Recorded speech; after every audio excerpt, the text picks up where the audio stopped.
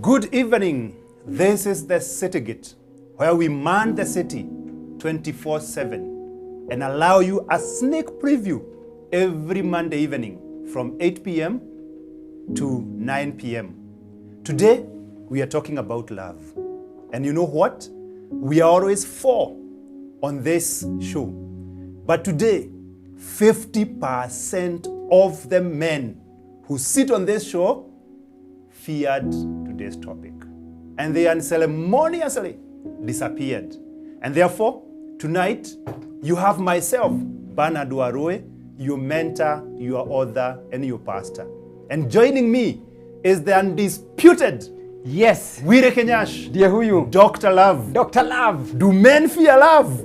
And because I think our colleagues feared love. First, I want to send a message to Simon K. And Rev Gigi. Yes. We are watching you. We need to have a sitting after this show. Yes, we need to you know, we need to help men to stop fearing love. Yes. To accept that love was created not only for women, but also for men. Yes. And men can embrace love. Yeah. Men can thrive in love. Yes. And men can conquer all the challenges that come with love. Oh, yes. So, Reverend Gigi, Simon K., we have a coffee date. Yes. To help you be strong enough. We are on your case. You can't just disappear like this. But Dr. Love. Yes. Do men fear love? I would say yes. You included? Me, because I am Dr. Love, I am not. You don't. I am not included. So you're accusing all other men apart from yourself. Apart from Dr. Love. So men fear love. Men fear love. And why do they and fear? There are a number of reasons why men fear love. And the key point, number one, it is fear of rejection. Fear of rejection. Men fear to be rejected. They don't know no for an answer. They don't know no is an answer. And so they will fear. And so you'll find a man, they can see this woman and they will say, this is the right woman. I want to love. Yes, I want her to be in my life. Yes. But you find they will not make a move. Because they are fearing to be rejected. They are fearing to be told no. They are fearing to be told no. This is not, this cannot work. Yeah. I mean, me and you, it's an ex. Yes. They fear that. Yeah. And and so men, for them, that would be a rejection. Okay. And so because they will fear to be rejected, then they will not make a move. And so they will decide, I would rather stay with my boys. Emotional feelings. And my boys there. And my boys, but rather than asking this girl rejected. And you know, there's something that I always tell people, that you can never lose what you don't have. Oh, yes. You cannot lose what you have not already possessed. And therefore, if you approach a girl and she says no, you have lost nothing. Yes. Because you never had her in the first instance. Yes. But it is very regrettable if you will fail to approach a girl because you fear that she will say no, and then she would have said yes. Yes. Or what happens is they dilly-dally, because some of them, because of the fear of rejection, like you say, they will want to make a move. And then they want to make a move, pushing them then behind. as they make the back and forth, another man like Dr. Love, Dr. Love who doesn't fear love, yes, approaches the girl, yes, and walks away frisking and happy. Come on. And this man goes into depression and starts blaming himself. Yes. He starts regretting. Why didn't I move? Yes. Why didn't I go? And therefore, he sees this girl with this man, they look happy, and his eyes are... You're like, okay. There's this musician, who's a Kikuyu musician, who sang a song and said that he went to a wedding. Yes. And people did not ask for the cake. And it was petitioned. Yes. And but for him, because he asked, He got it. Mtu ni kujiongeresha. So jionge, do not fear rejection. Yes. And I was telling you. Yes. When were you telling me? Off here. When yes. you are before we came live. And sorry we came late. We had a few technical issues, but here we are. Yes, here we are. Talking about love. And I was explaining to you one of the reasons why will make men fear rejection or even fear to approach this person. Yes. It is because they have an issue with their self-esteem. Self-esteem. Yes. Yeah. So you have not, you feel like I am not enough. I have not reached to that point to approach this girl. I mean, this girl is too high. Too high for me. I mean, I can't meet her standards. I can't reach her. But it is because you have an issue with your self-esteem. Self-esteem. And so you need to work on yourself so that you're able to come out and stand strong and face all that will come your way. But you see, you cannot be able to face whatever that comes your way if one, you are having an issue with your self-esteem. Because when you have a self-esteem, it shows that you have an issue with your self-worth. You don't value yourself. You don't value yourself. You feel, mimi sijatosha mboga. Okay. Yeah. And therefore I cannot approach this girl. I cannot approach And if I approach this girl, because Sija Tosha Boga, she will reject me. Yes. And I think it's very important. It's you're saying something very deep. That every man, before you get out, first get in. And what I mean by getting in, take a self-discovery journey. Enumerate. Get to value yourself. Get to see the investment that God made in you. Yes. That you are of such great value. I always tell people you are a gold mine. Yes. So understand yourself, appreciate yourself, accept yourself, believe that you are a man of value. Oh yes. And after now you believe, now get out. Yeah. But don't take too much time because ile mwana si wako inaendaga. Ukichelewa utapata mwana si wako. So if you delay, if you take too much expeditiously, Simon K, are you following us? Expeditiously.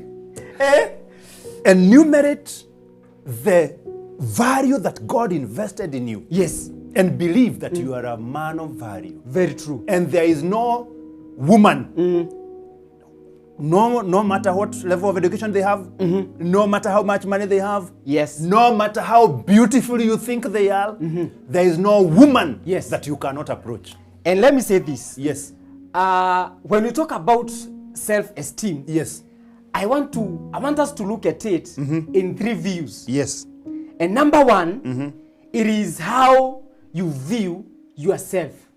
How you view yourself. You as Bernard. Yes. How do you view yourself? Yourself. Yes. Because if you see yourself as a cockroach, you are I am telling you, I will see you as a cockroach. Yes. There is no way you can see yourself as a cockroach and then I start seeing you as a tiger.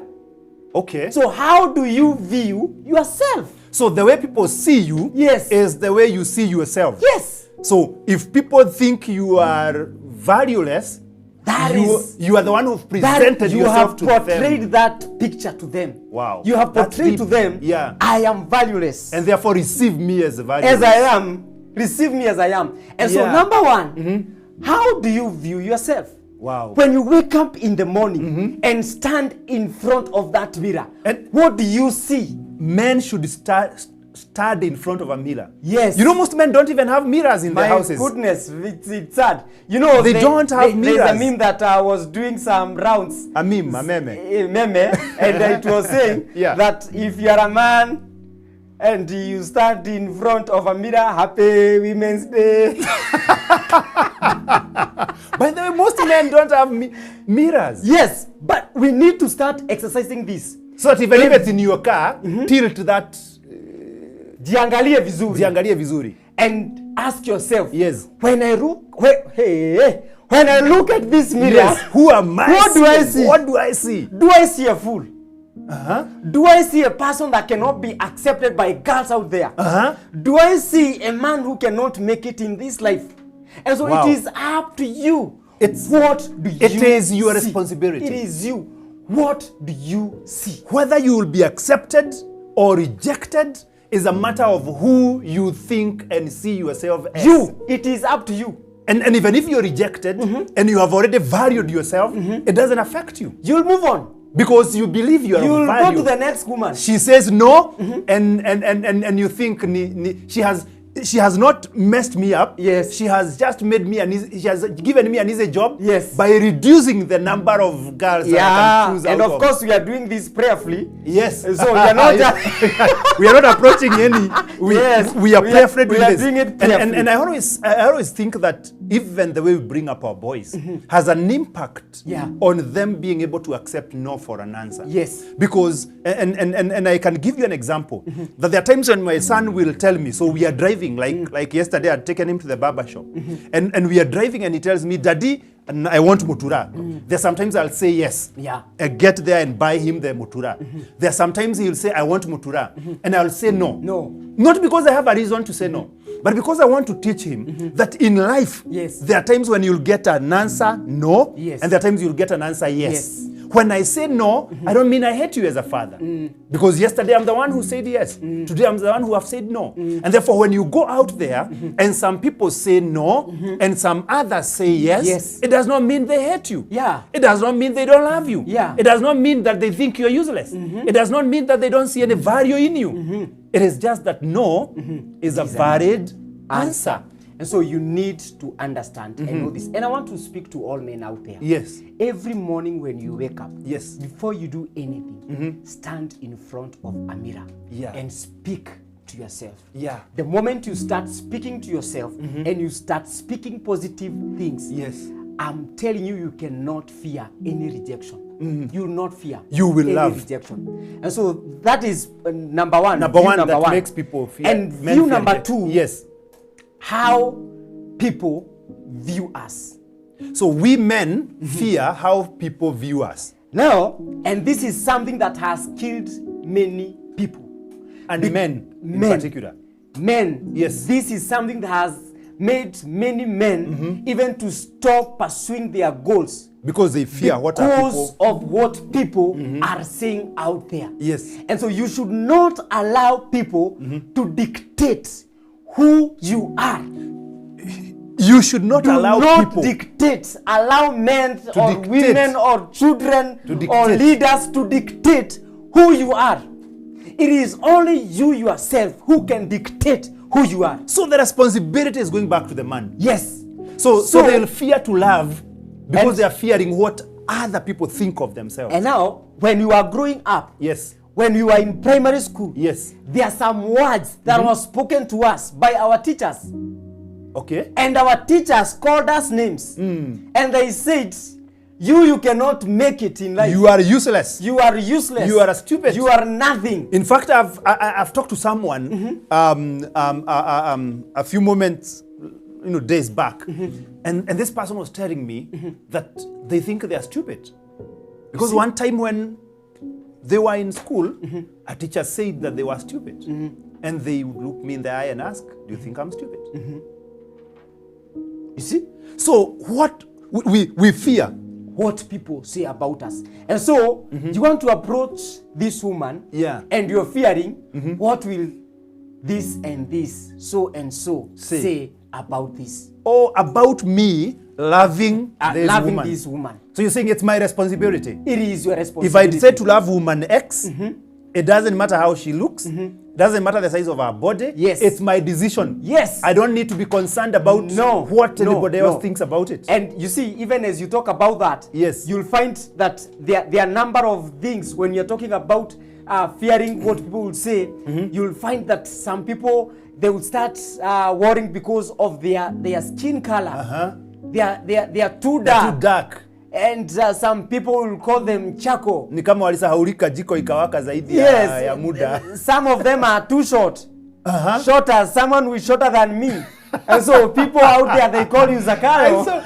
I saw a meme that if your girl is short, you don't need to be troubled. To take her to the daycare on Valentine's Day. Wewe hujaona hiyo, unajua ndio unaonekana unaona memes. So, but why do people kwa nini watu wanaonea Kiingereza imeenda? Kwa nini watu wanaonea short people? So too short people, you'll find hata ukiwa mrefu ni shida.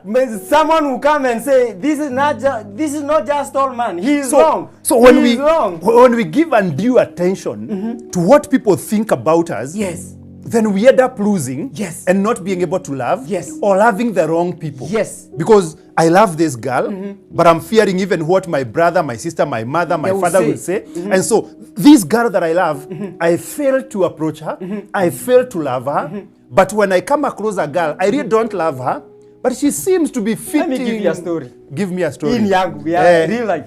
Yako. I know my wife is watching and na si ile ya kulipa nini ya kufanya biashara.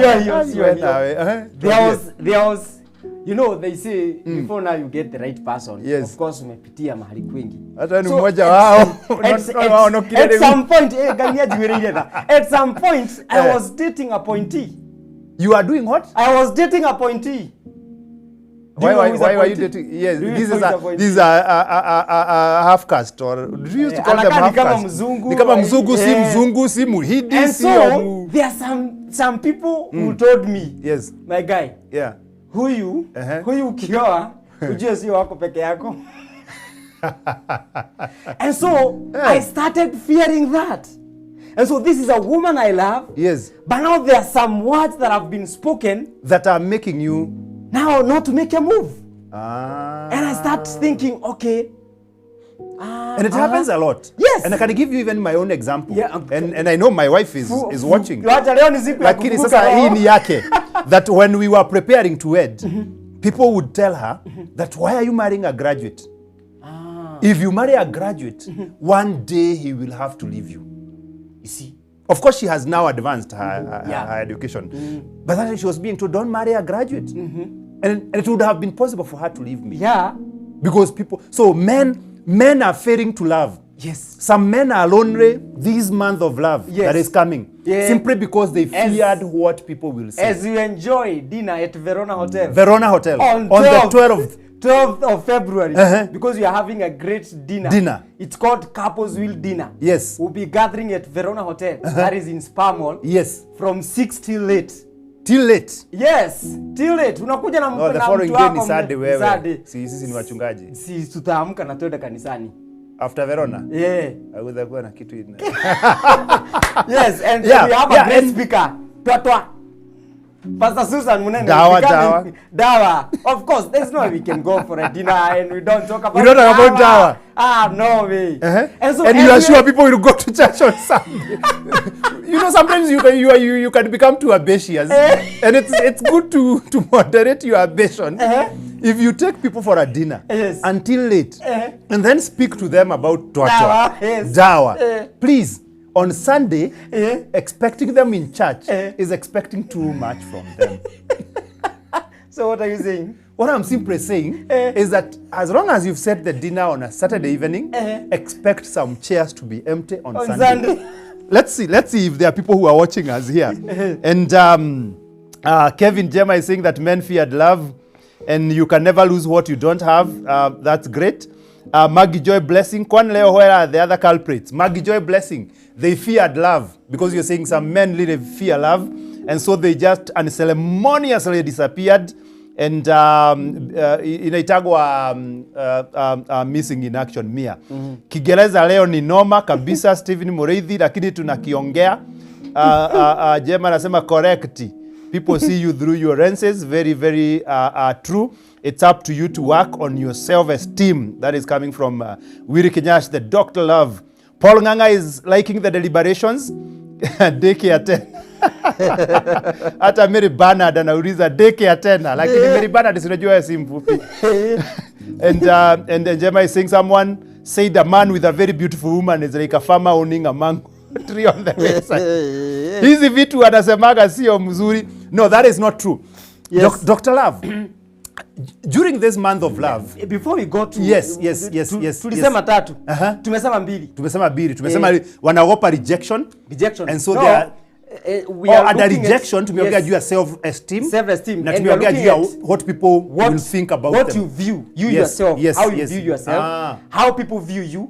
And the third one, Yes. na hii ndio tunafaa tumakinike sana. Kumakinika. Kumakinika ni kumaanisha this one, when this one is approved, then all the others, you don't need to wait for others to approve. Nimeketi vizuri kusikia. How God views you.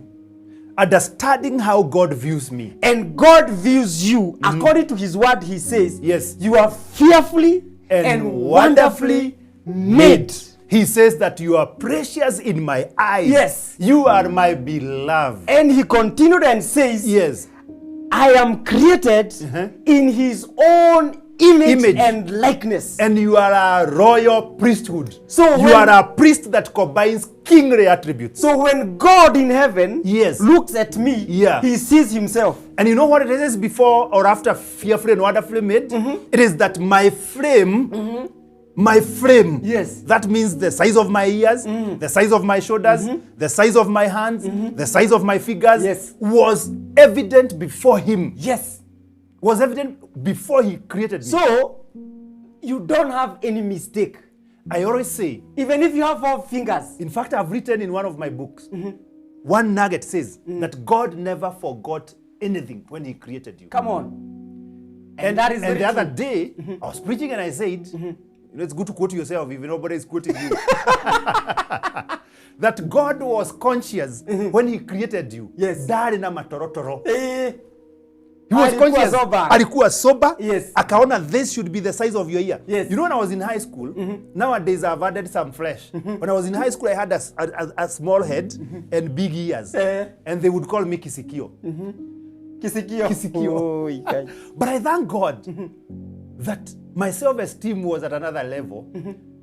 That never really affected me. Of course, there are other things that affected me, but the issue of Kisikio never affected me. What I realized later is that earlier in my ministry, I was a very fiery evangelist. And it is my ears that used to give me balance. Wow. That as I preach and throw hands and lift legs, it is the big ears that would give me balance. Wow. Nowadays, I'm a calm preacher. I try being calm. So, God never forgot anything. Yes. So, how does God view me? Before I fear this rejection, before I fear this answer no, how does God view me? How does it is not about how a girl will view me. No. It is not about how she will. Even if I go and she says, you ask me? I don't know how they do it. So, even if they do that, even if you ask 10, God views me. And they all give you a no answer. You are fearful. Accept it, move on, and continue saying, they have refused me, but I am fearfully and wonderfully made. And when God looks at me from heaven, he sees himself. Even if they say, I'm rejecting you because of the way your teeth are, you are still fearful and wonderful. Oh, yes. If they say, I reject you because of the way your hair is, yes. You are still fearfully and wonderfully made. That you are too dark to be my, how can I even present you before my parents? With this color? But you are God's image. With that color, you are God's image. Man, that is you. Yes. So you should not fear. You should not fear. And so as you talk about self-esteem, it is also important to talk about high self-esteem. Overconfidence. Sasa wewe ni kama ulikuwa unaelekea hapo. Because again, hiyo wakati ya Kisikio. Because again, sasa nikikwambia I had confidence in myself na niambia niko na overconfidence. Okay. And you know the Bible says that you should not think more highly of yourself. That is a scripture I wanted to quote. That is a scripture I wanted to quote. Because the moment you start seeing yourself high than others, then kiburi na kuingia. And then the girl who should be your girl, sasa wewe unakuwa wewe ndiye shida, unamuona vibaya. Unamtreat vibaya. Kwa sababu kuna kiburi. Uko na kiburi. Yes. You are full of yourself. Pride cannot allow you to speak to some girls. And maybe that is the girl God had ordained for you. Pride sometimes will not even allow you to show love to women. Yes. And I know we'll be talking about how we show love, whether today or next month. Yes. But you're saying that when you're proud, sometimes you cannot keep a girl You know, girls can leave you because of your pride. You know, sometimes people think that pride ni kutembea ukiswing hivi mwili. Hiyo ni walking style. Hiyo sio kukua na maringo. Maringo ni gani? Maringo, it is when you have done something wrong and you cannot stand to be corrected. That is pride. So you are in this love relationship. Yes. February 14 is coming. You have mistreated someone's daughter, but you cannot get to a level of accepting I made a mistake. That is pride. It's pride. That is pride. And now with the pride, pride, you'll find many people who are proud. Yes. Ni hawa wako na high self-esteem. They are overconfident. Wanajiona wako juu. High. High. It is high. So you should have a healthy self-image. It should be healthy. It should be You're not thinking highly of yourself. Yes, and again you are not ujioni uko chini. Yeah, ujioni wewe ni mtu duni. You have there are some people hata wakiomba wanaenda wanasema mimi ni kitu bure mbele zako Mungu. So you think that there are men who will not be able to enjoy love. Yes. Because the other thing with the high self-esteem is that such kind of men never value the opinion of other people. Oh yes, they will never. They will never value the opinion of this girl that they love. Yes. And therefore they will find themselves lonely, not because there is no one who can be there for them, but because their space is full of his ego, his space is full of his pride, he cannot take anybody's opinion, and therefore every girl that comes their way leaves because they feel they are not valued. And now you become a disrespectful person.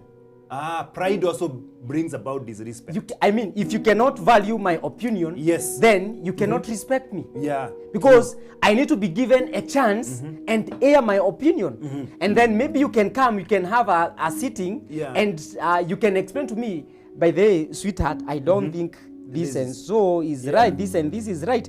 Maybe, why can't we try this? But you're not coming and saying, wewe unajua nini mwanamke? Now you become disrespectful. Mwanamke ni kusikiza mwanaume. And that is how they even get to become violent on women. Yes.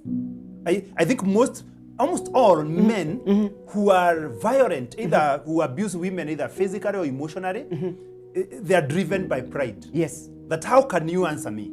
How can you ask me a question? How can you? So it is this pride that is driving them to that point of violence. Yes. Instead of driving them to show love. So men who are proud will find it difficult to love women. Very hard. And now we need to talk about point number 2, that to make men not to love. Yes. So point number 1 is rejection. Fear of rejection. And number 2, it is fear of abandonment. Fear of abandonment. Maybe you have seen some people who have gone through abandonment by their women. Yes. Or even maybe your own yourself, parents. Your parents. They were abandoned. Yes. And you start fearing. What if I approach this lady? Yes. Aniitikie? I invest in them her. Like you did. Take to school, you start a business. So you get this woman, you invest yourself emotionally, you invest your money, you invest your time, and then you are abandoned. Yes, you are left. You feel like ulikuwa unamtengenezea wengine. Yes. Kuna wimbo unapenda sana ya Stella. Mimi. Oh, yes. Nilikuwa tarehe 17 lakini si lazima kuambia watu, si unajua nimeokoka. Sasa ukiambia watu nasikizanga. Aje sasa hapa tunakuwa karibu. Sasa ukiambia watu kuna washirika wana watch hiki. Si hata umewaambia nili invest. So is it for that? Wanaume hawafanyagi hivyo wewe. Sawa. Haya, sawa. Hapendi hiyo song. Ilikuwa tarehe 17 mwezi wa 5. Ndio ilikuwa tarehe kamili ya Stella kurudi Kenya. Akarudi na nani? Japani. Sijui alikuwa futi gapi. So anajaribu kulia Kikamba, Kikikuyu, Kijaluo. Haingiani. So abandonment. You are fearing. And so that will make you not make a move. But so is abandonment something that could happen? It could not. So, but you see, in this life, we need to be positive. Okay. We need to be positive. And so, you see, like even us coming here, Yes. we have taken a risk. True. Kuchukua hiyo gari una drive kukuja hapa, Yeah. kirori kinaweza tokea from nowhere kikugonge. And so this life is about risking. You have reminded, there's somebody who told me that they will never love again. And they told me it is because of what they went through and what they have seen other people went through. And I asked them, have you seen people in road accidents? Have you seen people die in road accidents? But when we part right now, will you enter into a vehicle? You'll still enter into a vehicle. Yes. So why is this different? That because you've seen people being abandoned, Yes. now you decide I cannot get into a relationship. You should not. And we need to be positive. Yes. I mean, in my right senses, Yes. there's no time I should ever sleep and think Jane leaving me. Being abandoned Yes. should never be an option. It should never. You should never do calculations of Yes, what if I'm sasa unaanza there kufanya should be no what if. Anachukua vitu anaenda. That should not even be close to your mind. So what you're saying is that as we approach the issues of love, we should approach them with a positive mind. Positive mind. This either works or works. I'm marrying her to live with her and to live with her. The rest of my we life. should never at the back of our minds make a provision of being abandoned. Make a provision of divorcing. Make a provision of separation. There should never be a plan B. There should never be a plan B. We should just focus on this one plan. Yes. I'm loving you, and we are going all the way to the altar. And we are not ignorant. Yes. I know things happen. They do. And so we cannot tell you to stick there. Yeah. Where you see, you know, there are some relationships that you just see red flags. Yeah. And so we are not saying you stay there. When you see red flags, it is okay to move out. Yeah. It is okay to leave. But what we are saying is, when you are pursuing this relationship, pursue it at the back of your mind, you should not think of something like, I'll be abandoned. You know, there's a guy who said in the Bible that what I feared is what befell me. You see? So if you walk fearing certain things, those things will happen. Because I think what happens is, if I get into a relationship and I'm fearing abandonment, I'll always be acting in a manner to suggest to the person that you can abandon me anytime. Yeah. But if I get into a relationship with a mentality we are here to stay, the way I treat her, the way I do things, will communicate to her, we are in this for life. Yes. And no matter what challenges come in, the message that I've sent with the way I behave is that we are staying in this one. Yes. But when I have that at the back of my mind, that we can part, we can get abandoned, things can fail to work, you will not be able to approach that woman. Or even if I approach, I'll indirectly communicate my fear. Yes. And when I indirectly communicate my fear, then it will also become an option for the person. Oh, yes. And I'll be abandoned. Yes. So we need to be very careful as men. Yes. Because if we have that fear, then things will not end up well. Okay. And you see, we are what we think we are.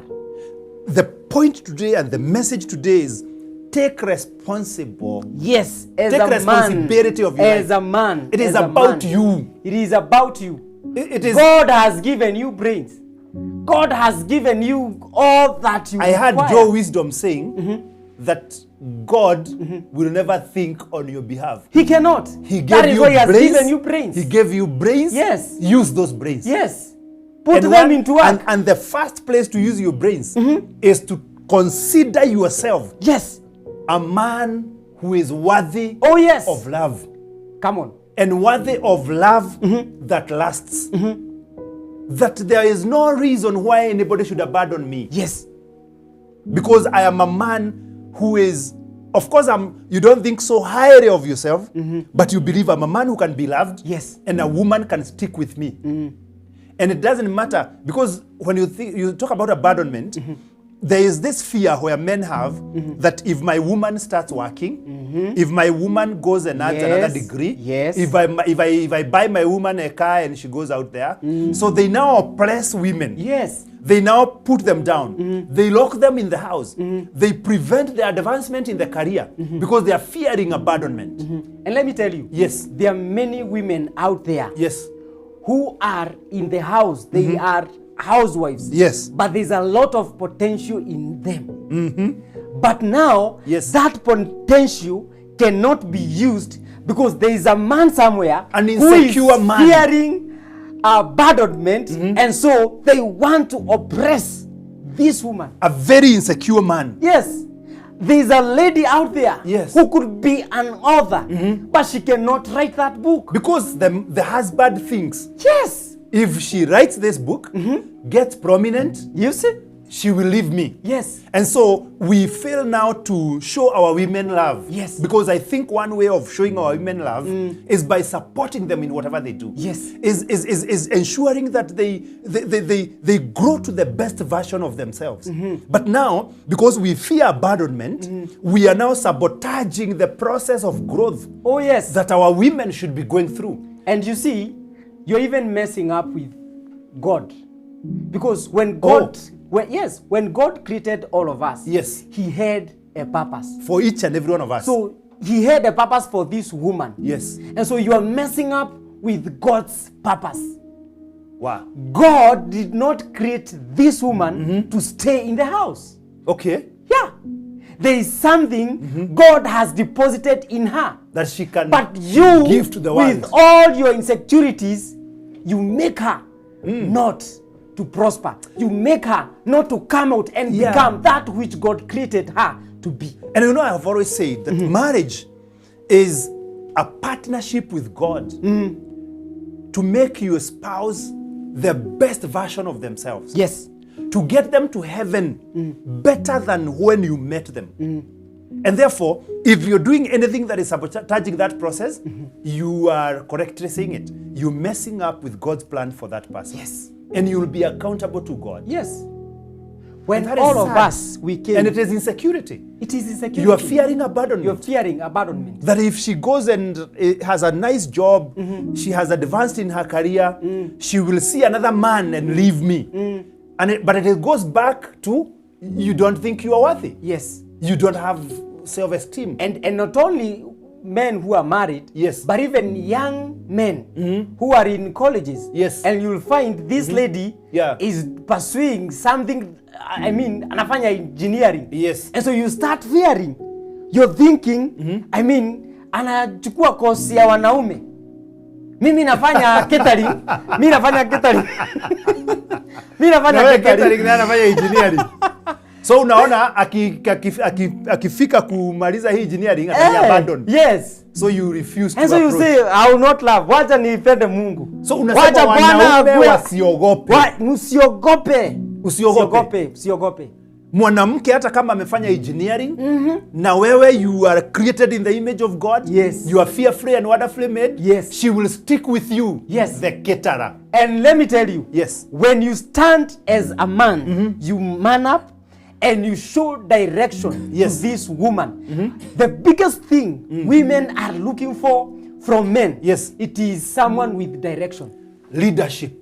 Leadership. Women are looking for leadership. I mean, if you cannot give me direction, yes, I have nothing to do with you. You just brought in another point. Yes. That most men are not enjoying genuine love. Yes. Because they have been unable to provide leadership to their women. Yes. Stand up and show direction. They are not focused. I mean, your wife can be earning a lot than you, but you stand in your position as a man and you say, this is the way. This is where we are going. This is where we are going. This is the vision of the family. This is where we are going. This is what we want to accomplish. Yes. She is an engineer. Yes. She is an A plus student. Mention it. I am a B or a C, or but even I am the man here. Yes. And as Christ is the head of the church, I am the head of the woman. And I am giving direction. So I am not giving you an opportunity as an engineer to show us the way because you are an engineer. No, I am the man. I am the man. And women are looking for men who can provide leadership. And I need to speak to men who are married to pastors. Women who are pastors and their men are not. Oh, okay. I thought you wanted to speak to Mary. You are talking to women who are pastors. Who are pastors and their men are not. And their men are not pastors. When you enter into that house, whether your wife is a pastor, You are the priest in that house. You are the leader. You are the leader. You are the one who provides even direction. when it comes to the issues of spirituality, you are the person to give direction. Not the woman. Not the woman. She's not a pastor in the house. When you go to the church, she is a pastor. She should leave the robe there. In the church. When you come home, I am the priest. And if you don't become the leader, the woman will also feel insecure. Yes. The woman will also feel there's something she's lacking. Because they are looking for leadership. Yes. Let us see if people are still there. John Gatere Wahome, great conversation. Kevin is saying God was conscious when he was creating you. Hakuwa na matorotoro. And pride does not allow you to keep a woman that loves you. Alan Vidija Isagi. Wow. Watching live from Kahawa. Yeah, thank you, thank you. Kevin is saying no woman was created to be a housewife. Your ministry is not solely tied to your immediate family, even though it is your first ministry. Yes. Wow. That is deep. That is deep. That is deep. So we are saying women, and I'm being told that we might have to wrap up. Sindo tumeanzia? Ndio tumeanza? We still have next Monday. Okay. But I think we can, what we are saying today is that as a man, you can experience and enjoy love. Yes. You don't need to fear love. You don't. And it starts with valuing yourself. Having, seeing yourself as God sees you. Yes. Being able to know that I am of worth. So this Valentine, if you had invited any girl to join you for Valentine, and she said no, it does not mean you cannot ask another one now. Yes. Does not mean it does not mean you are not of value. Yes. You are a man of value. Yes. You are fearfully and wonderfully made. Wonderfully made. Give your parting shot. My parting shot? Yes. Love is a beautiful thing. And men can love. And they should love. But how? We need to overcome every fear that will make us feel like we will not be loved. The Bible says that we are not given spirit of fear, but of love, power, and sound mind. Thank you very much. Thank you very much for watching us tonight. Continue sharing that link. Next month, from midnight, the month of love. We'll take more time to talk about love. We expect that the other two suspects will be here next Monday. Yes. And we will hear their version. But I hope you've been blessed tonight and that you can take that step you need to take today towards that place of loving and being loved. God bless you. And they need to register for the dinner. Yes, yes. On the 12th of February at Verona Hotel, Saturday. Spa Mall. Exit 12 and 13 will take you to Spa Mall. Yes. Verona Hotel. That will be from 6 p.m. till late. There's a number hapo kwa screen. You can call that number and we'll be able to answer you and give you or answer all your questions. Guest speakers, Pastor Sue J and Sue Munene of Twatwa.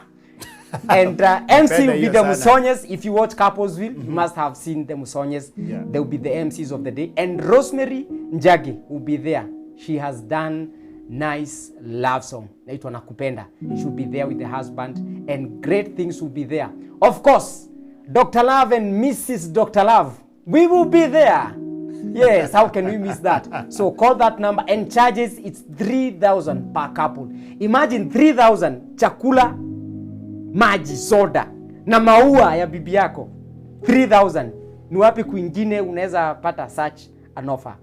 Call that number or you send SMS, M-Pesa through that number ambayo iko hapo chini and we'll be able to reserve a seat for you. Remember, we are closing payments on 7th of February. That's when we'll be closing we are calling this early bird payment. Yeah. So after 7, if you want to pay, it will be 4,500. Wow. So kwa nini ugaramikie 1,500 and you can do as early as now? Call that number right away. Thank you very much. I'll be sending an invoice to Dr. Love for that advert. Have a very good night. God bless you. See you on Monday as we continue talking about love at Wema TV, the voice of hope. Thank you.